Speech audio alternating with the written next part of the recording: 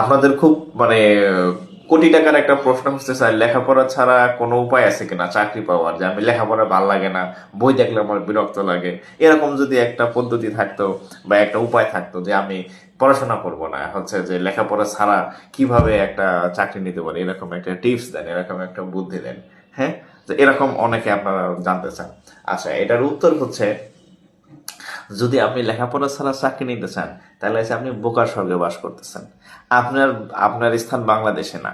ঠিক আছে, আপনার জন্ম যদি ইউরোপ আমেরিকায় বা মঙ্গল গ্রহে হইতো, তাহলে ঠিক ছিল, যে ওখানে লেখাপড়া ছাড়া মানে আপনি চাকরি করতে পারতেন। কিন্তু বাংলাদেশে যেখানে বেকার, শিক্ষিত বেকার আছে প্রায় 25 থেকে 30 লাখ। হ্যাঁ, সেখানে যে মানে যেই দেশে লেখাপড়া কইরা চাকরি হয় না, মানে এই 4-5 বছর প্রস্তুতি নিতেছে, অনেকের চাকরি হচ্ছে না, যদিও হয়তো তার মানে প্রস্তুতিতে ঘাটতি আছে।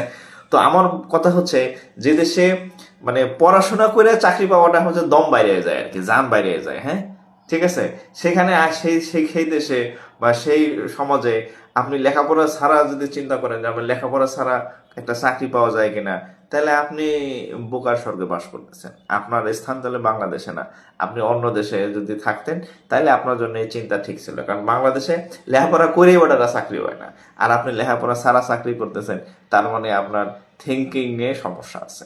ঠিক আছে, সো পড়াশোনা করেন, লেখাপড়ার মনোযোগ দেন, তাইলে হয়তো একটা সম্ভাবনা আছে চাকরি পাওয়ার। ধন্যবাদ।